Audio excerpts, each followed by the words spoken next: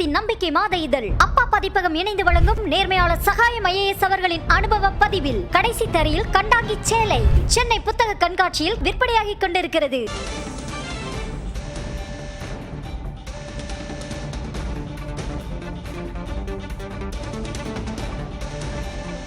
ஈரோடு கிழக்கு தொகுதி இடைத்தேர்தலை அதிமுக புறக்கணிப்பதாக அக்கட்சியின் பொதுச் செயலாளர் எடப்பாடி பழனிசாமி அறிவித்திருக்கிறார். திமுகவினர் ஆட்சி அதிகாரத்தை தவறாக பயன்படுத்துவார்கள் என்பதால் இடைத்தேர்தலை புறக்கணிப்பதாக அவர் அறிவித்திருக்கிறார். அண்மை செய்தியாக பார்க்கிறோம். ஏற்கனவே இந்தியா கூட்டணி சார்பாக, அதாவது திமுக காங்கிரஸ் கூட்டணி சார்பாக காங்கிரஸ் கட்சி சார்பில் வேட்பாளர் நிறுத்தப்படுவார் என்று முன்னதாக எதிர்பார்க்கப்பட்டிருந்த நிலையில் திமுக சார்பில் சந்திரகுமார் போட்டியிடுவார் என்று அறிவிக்கப்பட்டிருக்கிறது. இந்நிலையில் அதிமுக கூட்டணி சார்பாக யார் போட்டியிடுவார் என்ற எதிர்பார்ப்பு இருந்த நிலையில் அதிமுக இந்த இடைத்தேர்தலை புறக்கணித்திருக்கிறது. ஈரோடு கிழக்கு தொகுதியில் சட்டப்பேரவை உறுப்பினராக இருந்த EVKS இளங்கோவன் மறைந்ததை அடுத்து பிப்ரவரி 5ஆம் தேதி அத்தொகுதிக்கு இடைத்தேர்தல் நடைபெறும் என்று அறிவிக்கப்பட்டிருந்தது. திமுக சார்பில் வேட்பாளர் அறிவிக்கப்பட்டிருக்கும் நிலையில் அதிமுக இந்த இடைத்தேர்தலை புறக்கணித்திருப்பதாக அறிவித்திருக்கிறது. ஆட்சி அதிகாரத்தை திமுக தவறாக பயன்படுத்தும் என்பதால் இந்த இடைத்தேர்தலை தாங்கள் புறக்கணிப்பதாக கூறியிருக்கிறது. அதிமுக சார்பில் நேரடியாக வேட்பாளர் நிறுத்தப்படுவாரா அல்லது அதிமுக கூட்டணி சார்பில் தேமுதிக போன்ற கட்சிகள் சார்பில் யாரேனும் வேட்பாளர்கள் நிறுத்தப்படுவார்களா என்ற எதிர்பார்ப்பு இருந்த நிலையில் இடைத்தேர்தலையே புறக்கணிப்பதாக அறிவித்திருக்கிறது அதிமுக. திமுக காங்கிரஸ் அந்த கூட்டணியை பொறுத்தவரையில் திமுக சார்பில் வேட்பாளர் நிறுத்தப்பட்டிருக்கிறார். சந்திரகுமார் போட்டியிடுவார் என்று அறிவிக்கப்பட்டிருக்கிறது. முன்னதாக காங்கிரஸ் சார்பில் வேட்பாளர் நிறுத்தப்படுவார் என்று கூறப்பட்டிருந்த நிலையில் திமுகவே நேரடியாக களம் காணும் என்று கூறப்பட்டு அதற்கான வேட்பாளர் அறிவிப்பும் வெளியாகியிருக்கும் நிலையில் மற்றொரு புறம் அதிமுக என்ன செய்ய போகிறது என்ற கேள்வி எழுந்த நிலையில் ஈரோடு கிழக்கு தொகுதி இடைத்தேர்தலை புறக்கணிப்பதாக அறிவித்திருக்கிறது அதிமுக. ஆட்சி அதிகாரத்தை திமுகவினர் தவறாக பயன்படுத்துவார்கள் என்பதால் இந்த தேர்தலை தாங்கள் புறக்கணிப்பதாக அறிவித்திருக்கிறார்கள் அதிமுகவினர்.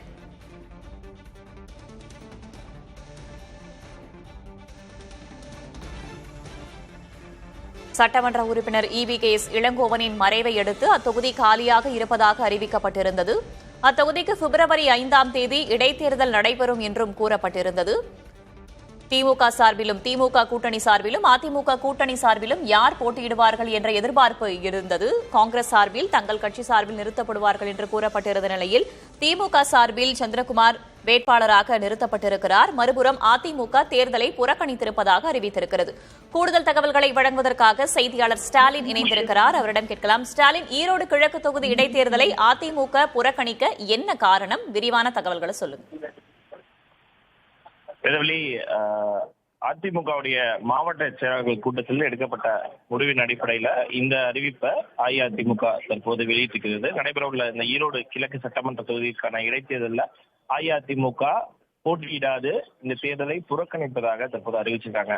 இதுக்கான பின்புலம் காரணத்தை நம்ம பார்த்தோம் அப்படின்னா, சட்டமன்ற தேர்தலுக்கு இன்னும் ஒரு வருட காலமே இருக்கிறது. அடுத்த மார்ச் அல்லது பிப்ரவரி அல்லது மார்ச் மாதத்துல சட்டமன்ற தேர்தலுக்கான அறிவிப்பு வந்துவிடும். ஒரு வருட காலமே இருக்கக்கூடிய ஒரு சூழல்ல தற்போது இந்த தேர்தலில் போட்டியிட வேண்டாம் என்ற அடிப்படையில், அதே போல கூட்டணி சார்ந்த விஷயங்களுக்கு தற்போது கவனம் செலுத்தணும். இந்த மாதம் இறுதியில் எடப்பாடி பழனிசாமி, அதிமுக பொதுச்செயலாளர் எடப்பாடி பழனிசாமி 234 சட்டமன்ற தொகுதிகளுக்கும் தன்னுடைய பிரச்சார பயணத்தை தொடங்குவதற்கான வாய்ப்புகள் உள்ளதாக கருதப்படுகிறது.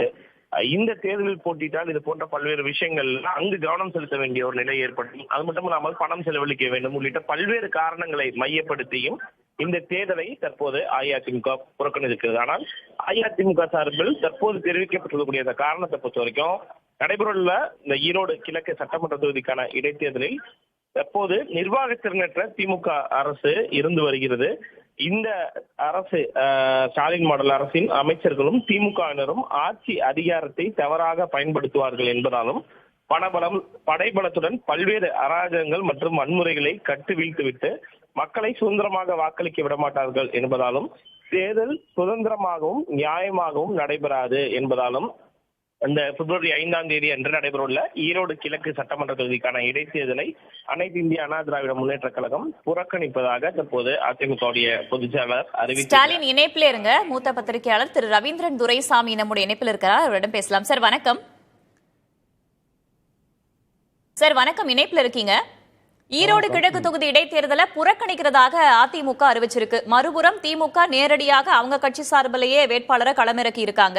திமுகவினருடைய ஆட்சி அதிகாரம் தவறாக பயன்படுத்துவாங்க அப்படின்ற காரணத்தையும் சொல்லி அதிமுக புறக்கணிச்சிருக்கு. எப்படி பாக்குறீங்க? ஏற்கனவே அவங்க ஈரோடு கிழக்கு சட்டமன்ற இடைத்தேர்தலை சந்திக்கும் போது அங்க அவங்க அணி 38% வாக்குகள் பெற்றிருந்தாங்க.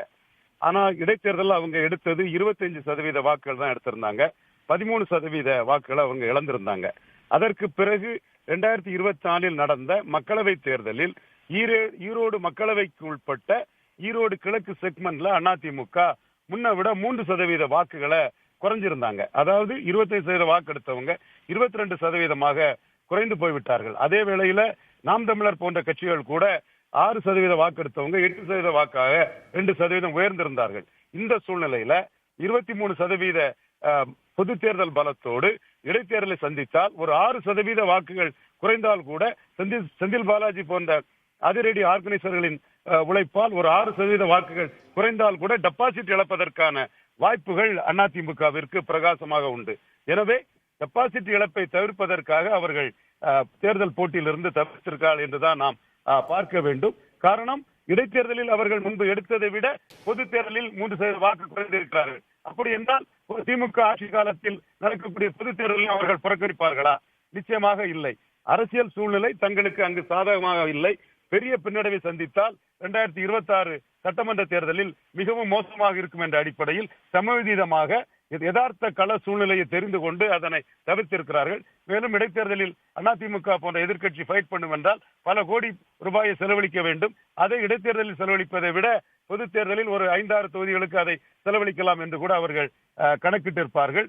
எது எப்படியோ ஒரு பிரதான எதிர்க்கட்சி இடைத்தேர்தலை புறக்கணிப்பது அவர்களின் இமேஜிக்கு பாதிப்பு தான் என்பது என்னுடைய ஆணித்தரமான கருத்து. சரி, டெபாசிட் இழப்பு ஏற்பட்டு விடுமோ என்ற அச்சத்தில் தான் அதிமுக பின்வாங்கி இருக்கிறது என்ற கருத்தை பதிவு செய்திருக்கிறீர்கள். இணைப்பில் வந்தமைக்கு நன்றி திரு ரவீந்திரன் துரைசாமி. தேசத்தின் நம்பிக்கை மாத இதழ் அப்பா பதிப்பகம் இணைந்து வழங்கும் நேர்மையாளர் சகாயம் IAS அவர்களின் அனுபவ பதிவில் கடைசி தரையில் கண்டாங்கி சேலை சென்னை புத்தக கண்காட்சியில் விற்பனையாகிக் கொண்டிருக்கிறது.